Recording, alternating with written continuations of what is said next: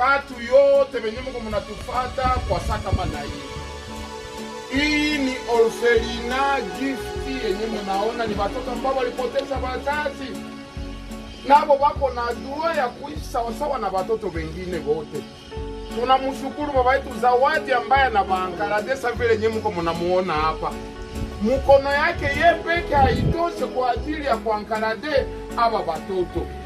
Ndio kwa maana tunakuya kwenu ili mupate kuwasaidia. Wakidogo tutie pamoja, sababu hawana sponsor. Na mahali hapa kwenye munaona kwenye walikuwa wanafanyia kazi tayari walishapauzisha. Yaani watoto wanatafuta kuwa mubarabara, lakini wako na kiwanja kwenye wanahitaji kujenga. Ndio kwa maana wanakuya kwenu kwa ajili ya kuwasaidia. Wanahitaji kusoma, wanahitaji matunzo, wanahitaji kuvala, wanahitaji kula, vya mingi sana wanahitaji.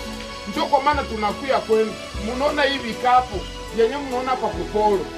Hii vikapu kwa kiloko anatia mule ndani kwa ajili ya kusaidia watoto.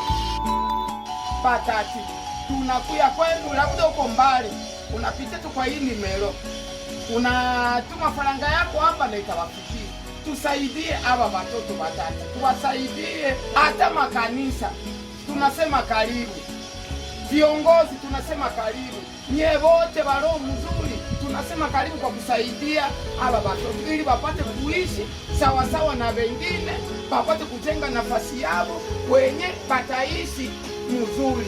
Haiko vile watoto? Ndio!